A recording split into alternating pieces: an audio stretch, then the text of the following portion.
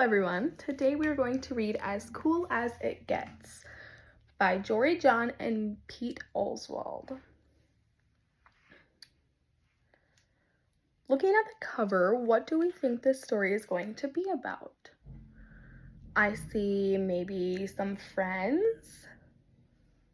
I see ice skates. And what is that man holding in his hand? It looks like a gift. I see lights in the background. What time of year do you think it is? Do you think it's Valentine's Day? Probably not. I don't see much hearts. Do you think it's maybe Christmas and this is a gift that he's giving? Let's open it up and find out.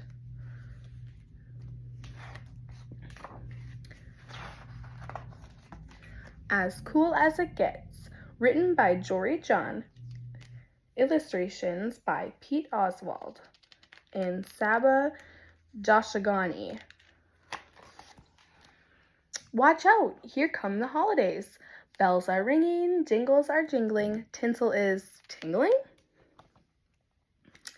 Looks like everyone's enjoying a good Christmas season. They're all decorating.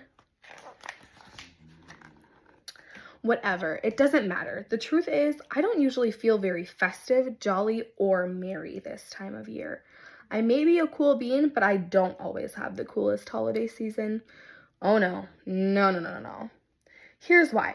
Every year, there's a big old fancy old holiday party. All the beans in town are there to celebrate and whoop it up. And every single year, we have a gift exchange. Have you ever had a gift exchange before? Have you ever gotten a gift that was amazing? Have you ever gotten a gift that maybe wasn't your favorite? Do you think that's why he doesn't like it? Let's find out. To enter, you select a bean's name out of a hat. This year, I randomly picked Beanadette J, not to be confused with Beanadette S. Beanadette J is one of the coolest of the cool beans, and I knew she would be expecting one of the coolest of the cool gifts. It's kind of a big deal. There's a lot of pressure to be a great gift giver during the holidays. After all, what's cooler than making someone's day with an amazingly expensive present? Am I right? Is that what the holidays are all about?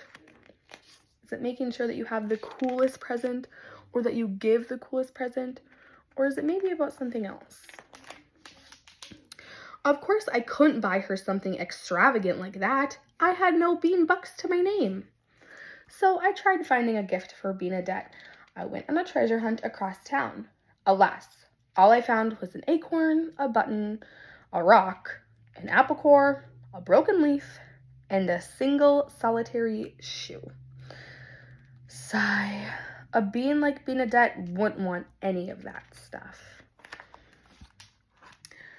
I considered not going to the party at all. I could hide in my house with the lights out in case anybody came looking for me. Things would be easier that way. But then, just as I was starting to panic, I spied some pens and paints and paper in a dusty, forgotten cabinet.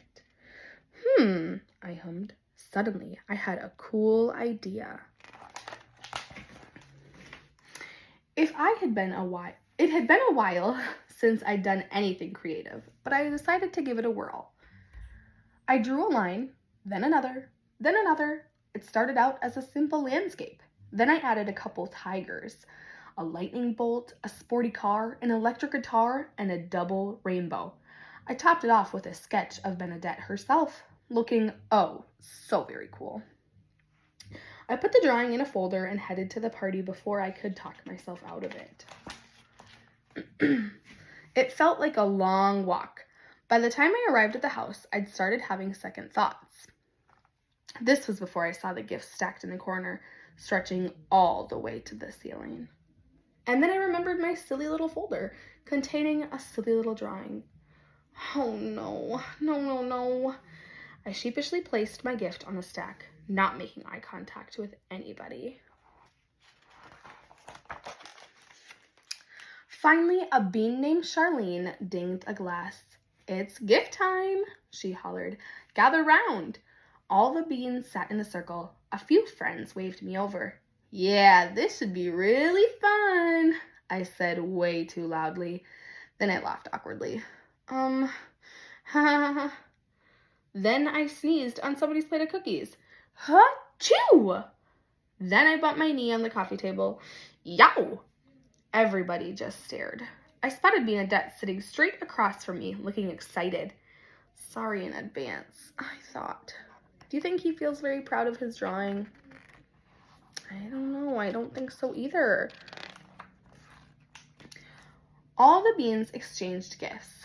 Immediately, there were yelps of approval. It was a cavalcade of shiny, expensive stuff like electronics, clothes, jewelry, you name it. Finally, it was my turn. Oh, the dread. But there was no way out. Let's get this over with, I thought. Bernadette took the folder and shook it, listening for a rattle. She smelled it in case it was sweet. Finally, she opened it and gently removed my artwork, holding it in both hands. She stared at it for a few minutes. There was only silence. I knew it, I thought. The worst gift at the party. Time to disappear forever. Does it look like she likes it? Does it look like she doesn't like it? Let's find out. I started plotting my escape just as I was about to sprint to the door and never look back and start a new life somewhere. Bernadette finally spoke up. Wait, you drew this for me? She asked. Yes, I said, feeling a bit queasy. Goodness, this is the absolute coolest present I've ever received, she said. It is? I asked. It's totally and completely wonderful, she said. This gift is as cool as it gets. I guess she liked it. Everybody crowded around my drawing. All the beans had nice things to say about it, like wow, and neat, and cool. What a feeling. Whew.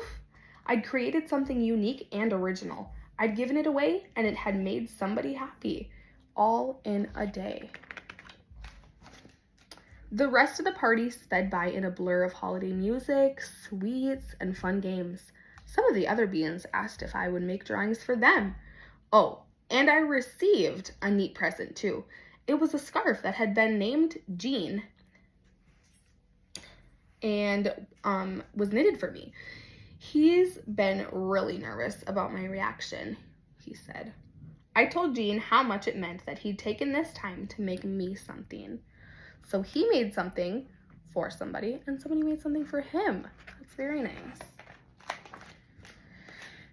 And my new scarf kept me cozy when I went outside. It truly was cool and also warm. The walk felt shorter this time.